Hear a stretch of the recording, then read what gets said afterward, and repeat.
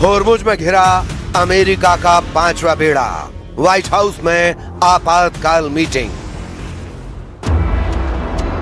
Iran युद्ध वाकई में इतना ज्यादा खतरनाक हो चुका है जितना पहले कभी नहीं था।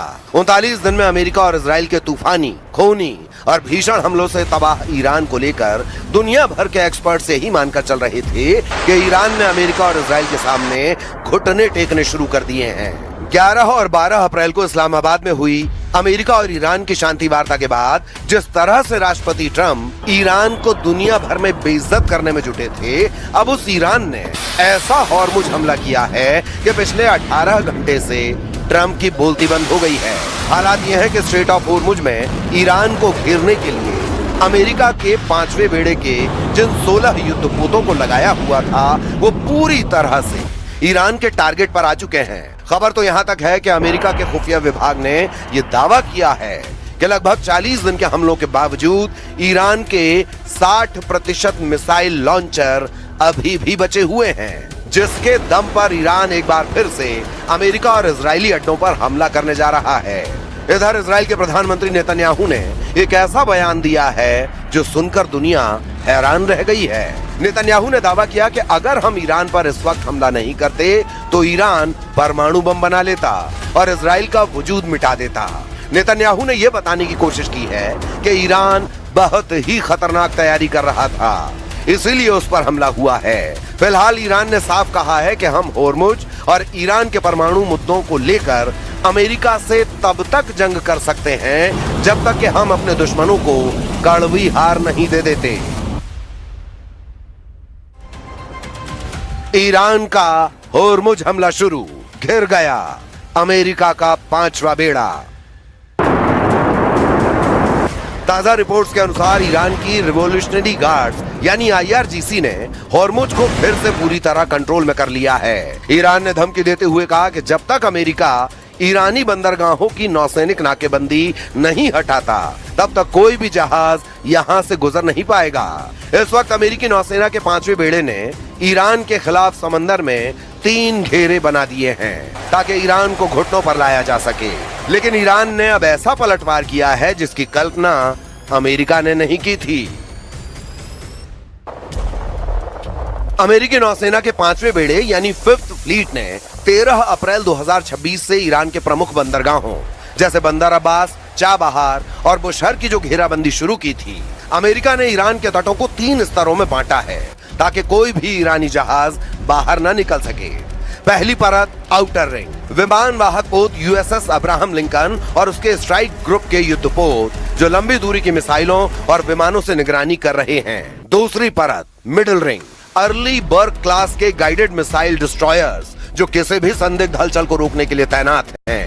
तीसरी परत कोस्टल रिंग, मानव रहित समुद्री ड्रोन और छोटे पेट्रोल वेसल्स जो सीधे ईरान के बंदरगाहों के मुहाने पर नजर रखे हुए हैं। अब ईरान ने इस घेराबंदी को तोड़ने के लिए अपनी पारंपरिक नौसेना के बजाय असममित रणनीति का इस्तेमाल शुरू कर दिया है। ईरान ने इस अभेद्य घेरे को तोड़ने के लिए हमले के लिए मास्टर स्ट्रोक प्लान बना लिया है, मच्छर बेड़ा। ईरान के पास हजारों की संख्या में छोटी, तेज और फुर्तीली नावें हैं। ये नावें रडार की पकड़ में नहीं आती और चट्टानी गुफाओं में छिपी रहती हैं।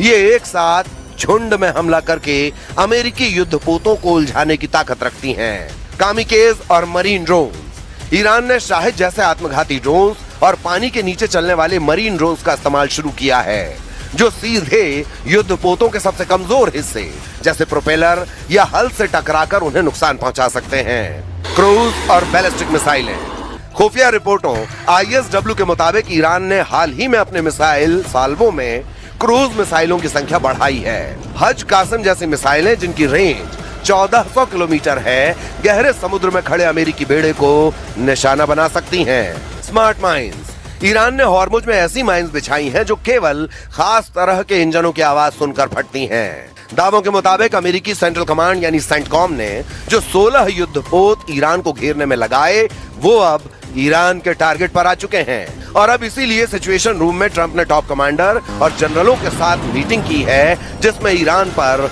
बड़े हमले की तैयारी हो रही है। 60% मिसाइल लॉन्चर से हमले को तैयार ईरान।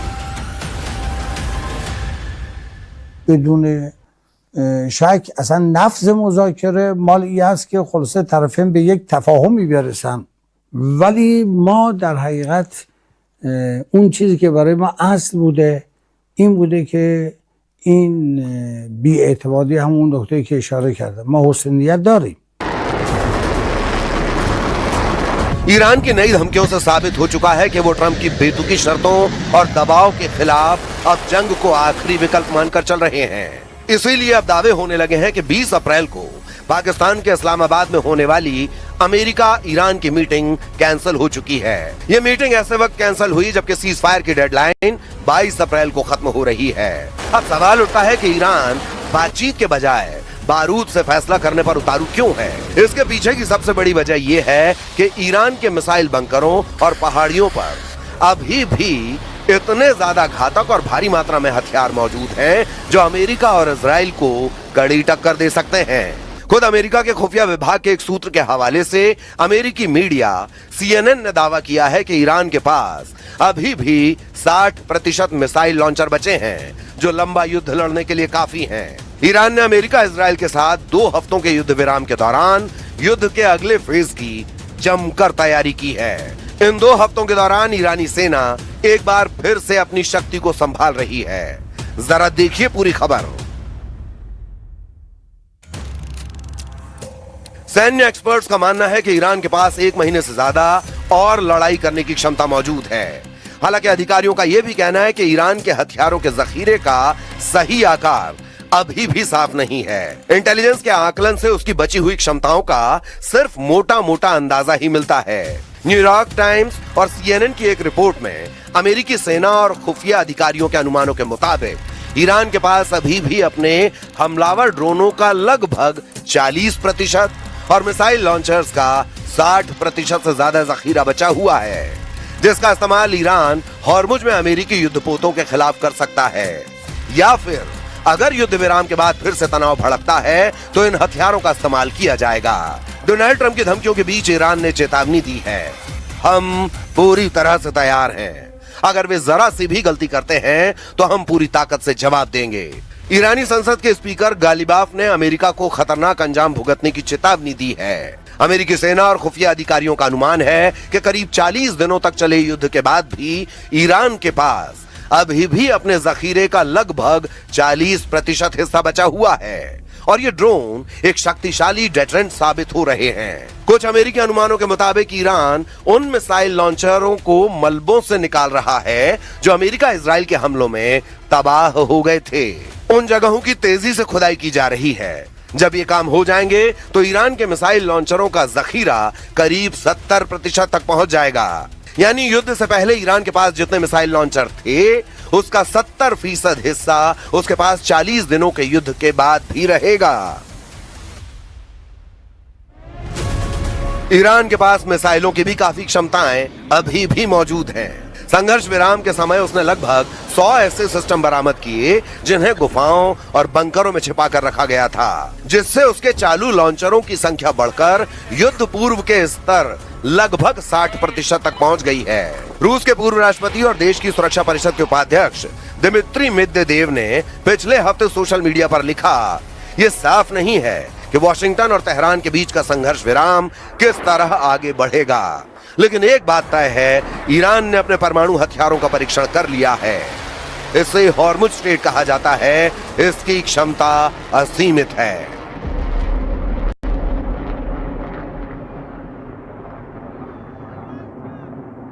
باید اون رویکرد گفتگوی خودشون رو از یک جانبه‌گری و روحیه‌ای که بخوان یه چیزی رو بر ما تحمیل بکنن از این دست بردارن و تجربه کردن که چنین چیزی اتفاق نمیفته. हॉर्मुज में लंबी जंग को तैयार ईरान, चीनी सैटेलाइट निशाना अमेरिकी अड्डे। जब से अमेरिका ने चारों तरफ से हॉर्मुज की नाकेबंदी की है, उसके बाद से ईरान ने रूस और चीन के साथ मिलकर ऐसी जंग की तैयारी कर ली है जो अमेरिका के लिए मौत का भंवर साबित हो सकता है। अमेरिका के साथ जंग में ईरान ने जितना खेला किया है उसमें चीनी सैटेलाइट का एक बहुत बड़ा हाथ सामने आया है। ईरान ने मौजूदा जंग के दौरान पूरे मिडिल ईस्ट में अमेरिका के सैन्य ठिकानों की पोजीशन को ट्रैक करने के लिए चीन के बने एक सैटेलाइट का इस्तेमाल किया है और इसे उसने पिछले साल चुपके से हासिल किया था।